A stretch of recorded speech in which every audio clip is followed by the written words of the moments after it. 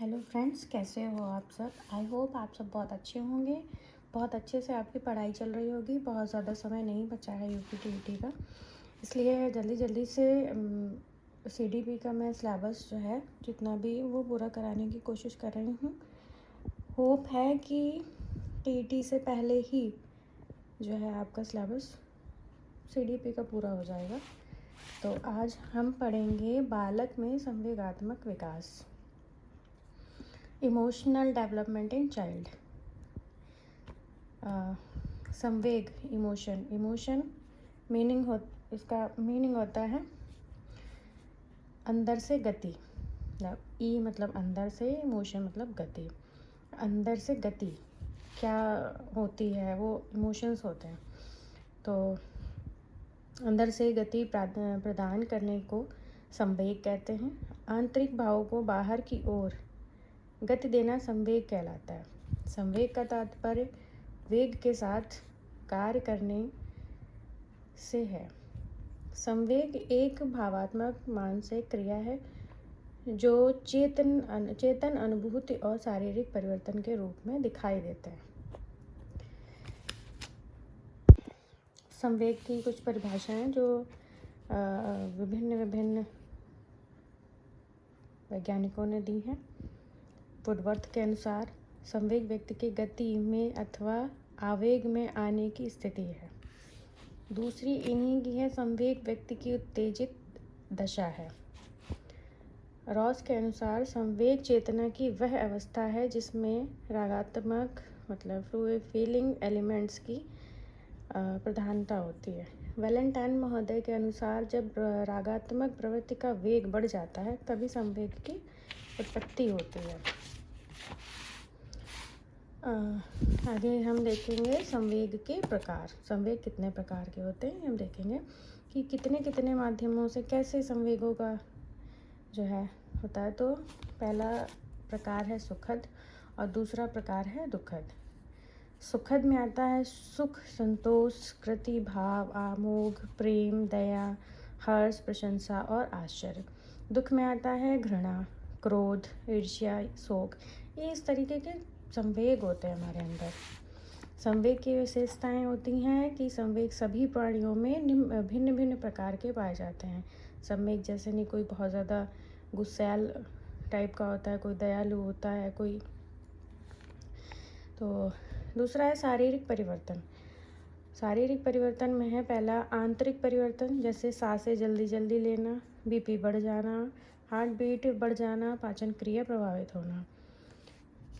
दूसरा है बाह्य परिवर्तन, आवाज़ में परिवर्तन, मुखमंडल का रंग बदलना, अंग संचालन की गति में परिवर्तन आ जाना। संवेगों की प्रकृति अस्थिर होती है, अर्थात संवेग थोड़े समय तक रहते हैं, फिर शीघ्र ही व्यक्ति सामान्य स्थिति में आ जाता है। जैसे हम लोग कभी कभी बहुत ज़्यादा किसी चीज़ से परेशान हो जाते हैं तो अंदर से बड़ा एकदम से किसी व्यक्ति को ऐसा होता है कि एकदम से वो बोलते बोलते अटकने लगता है, या फिर उसके हाथ शिविर करने लगते हैं। तो ये किसी को गुस्से में ऐसा किसी अपसेट होता है या नाराज़ होता है या गुस्सा होता है या बीपी बढ़ जाता है या घट जाता है, उसके साथ यही होता है। अलग अलग सबके साथ जैसी उसकी बॉडी है जिस तरीके से वैसे होता है। संवेग व्यक्तिगत होते हैं, संवेग स्थानांतरित होते हैं, संवेगों की क्रियात्मक प्रवृत्ति होती है, संवेगों की उत्पत्ति मूल प्रवृत्तियों से होती है। संवेग के सिद्धांत हैं। अब पहला है जेम्स लेंच का सिद्धांत। इस सिद्धांत के प्रतिपादक विलियम जेम्स व कार्ल लेंच हैं। दो लोग हैं, दो वैज्ञानिक हैं। यह सिद्धांत स्वीकार करता है कि संवेग एवं शारीरिक अनुक्रिया जैसे कि बीपी हाई, पसीना आना, चेहरे का सूखना, हार्ट बीट बढ़ना पहले होती हैं और बाद में भावना की अनुभूति होती है। ठीक है, अतः संवेगात्मक व्यवहार पहले होता है और बाद में संवेगात्मक अनुभूति होती है। जैसे कि एग्जाम्पल ये है, इसका ऊपर लिखा है कि बच्चा भालू बाघ देखकर पहले भागता है, बाद में डरता है। पहले एकदम से जैसे तो वो डर का एहसास उसको उस टाइम नहीं होता है, उसको समझ में आता है कि मुझे भागना है, वो भागते हैं पहले। तो इनके अनुसार यही है। दूसरा है कैनन वार्ड का सिद्धांत। इस सिद्धांत के प्रतिपादक वॉल्टर कैनन तथा फिलिप वार्ड हैं, जिन्होंने जेम्स लैंज के सिद्धांत का विरोध किया। इसमें व्यक्ति संवेगात्मक अनुभूति पहले करता है, बाद में संवेगात्मक व्यवहार करता है। इनका कहने का मतलब है कि बच्चा भालू को देखकर पहले डर जाता है, बाद में भागता है। इसे हाइपोथैलेमिक सिद्धांत भी कहा जाता है। ठीक है, कि बच्चे को डर लगता है तभी वो भागता है, पहले वो भागेगा बाद में डर। इनका कहने का मतलब ये था। और यहाँ पे इनका लेंज और जेम्स लेंज का कहने का मतलब था कि बच्चा डर का एहसास बाद में करता है, पहले अनुक्रिया करता है, पहले क्रिया करता है, उसके बाद में उसको अनुभूति होती है। तीसरा है प्रेरणात्मक सिद्धांत। इसके प्रतिपादक लीपर हैं। लीपर ने यह सिद्ध किया कि संवेग के समय शारीरिक परिवर्तन अभियोजन में सहायक होते हैं। इस सिद्धांत के अनुसार संवेग एक विशेष लक्ष्य के लिए होता है, जिससे संवेगात्मक क्रिया का संचालन और निर्देशन होता है।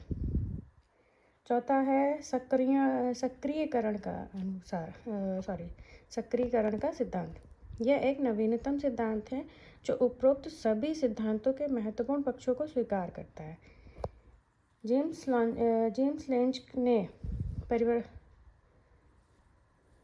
लेंज ने शारीरिक परिवर्तन को आवश्यक माना, जबकि कैनन ने हाइपोथैलेमस के भाव को स्वीकार किया। ये जो दोनों सिद्धांतों से निकला है अर्थ, उसका इन्होंने इस सिद्धांत में माना। अब हम देखते हैं कि शैशवावस्था में संवेगात्मक विकास कैसे होता है। जन्म के समय उत्तेजना आवश्यकताओं को रोक कर, चिल्ला कर तथा हाथ पैर पटक कर दर्शित करते हैं। ये बच्चे जो शैशवावस्था वाले बालक होते हैं वो इस तरीके से उनके संवेग काम करते हैं। 3 माह में उत्तेजना, आनंद, कष्ट। 6 माह में उत्तेजना कर आनंद, कष्ट, क्रोध, घृणा, भय, सारी चीज़ें। 12 माह में उत्तेजना, आनंद, कष्ट, क्रोध, घृणा, भय, स्नेह, उल्लास। 18 में भी सेम होता है, बस ईर्ष्या उसके अंदर आ जाती है। 2 वर्ष में भी सेम रहता है। सिगमंड फ्राइड के अनुसार 4 से 5 वर्ष की आयु में बच्चों में 2 प्रकार की ग्रंथियाँ विकसित होती हैं। ये जो एक ये है ओडिपस कॉम्प्लेक्स और इलेक्ट्रो कॉम्प्लेक्स। ये पूछते हैं मातृ प्रेम ग्रंथि और पितृ प्रेम ग्रंथि।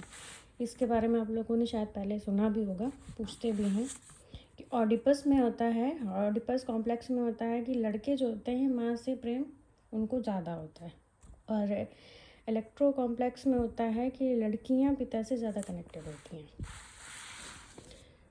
बाल्यावस्था में संवेगात्मक विकास, संवेगों की उग्रता में कमी, ईर्ष्या, भय, जिज्ञासा की प्रबलता, क्रोध, स्नेह और प्रफुल्लता, ये सारी चीज़ें। किशोरावस्था में संवेगात्मक विकास होता है, भाव प्रधान जीवन, विरोधी मनोदशाएं, काम भावनाएं, पीठ पूजा, स्वाभिमान की भावना, अपराध की प्रवृत्ति और स्वतंत्रता की भावना।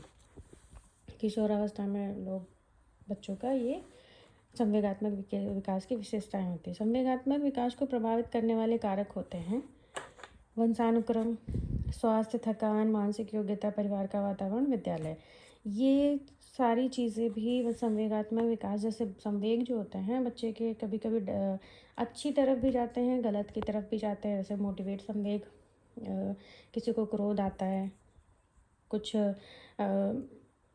एक्टिव हो जाता है बच्चा ज़्यादा कि मैं ये करके दिखाऊंगा, मैं ये कर लूँगा। वो चीज़ें जब आती हैं तो कहीं ना कहीं वंशानुक्रम, मान लो कि किसी शारीरिक कमी की वजह से बच्चा नहीं कर पाता है, वो पहले से कोई कमी होती है उसके उसमें। स्वास्थ्य इसके लिए इसलिए जिम्मेदार है क्योंकि स्वास्थ्य का भी बहुत ज़्यादा रोल होता है, हर फील्ड में होता है स्वास्थ्य का रोल। स्वास्थ्य में अगर वो बच्चा स्वस्थ है तो चीज़ें कर सकता है, नहीं है तो नहीं कर पाएगा। थकान भी है, मानसिक योग्यता भी है, अगर वो सक्षम है इतना तो करेगा। परिवार का वातावरण भी बहुत ज़्यादा इम्पोर्टेंट होगा, तो सभी को पता है। और विद्यालय का भी इंटरफेरेंस बहुत ज़्यादा इम्पोर्टेंट होता है। कहीं पे आज भी बहुत से स्कूलों में वो वाली भावनाएं चलती हैं ना कि आज वो चीज़ें चलती हैं कि बच्चा फेवरेट है, वो बच्चा फेवरेट है, उसी को लिस्ट किया जाएगा, हर चीज़ में उसी को उठाया जाएगा। तो बाकी कुछ ऐसे बच्चे भी होते हैं ना कि उनको फ़र्क नहीं पड़ता। कुछ बच्चे ऐसे होते हैं जिन सारी चीज़ों से बड़ा हताश हो जाते हैं, डिमोटिवेटेड रहते हैं। अच्छा, इनको कहते हैं संवेगों का नियंत्रण के बारे में पढ़ते हैं कि शोधन के अंतर्गत अवांछित संवेगों को परिमार्जित करके उन्हें सकारात्मक दिशा प्रदान की जा सकती है। जैसे काम प्रवृत्ति को साहित्यिक अध्ययन की तरफ मोड़ना, अध्यवसाय, इंडस्ट्रियसनेस, संवेगों को वशीभूत करके किसी कार्य को करने में लगाना, रेचन, कैथारसिस।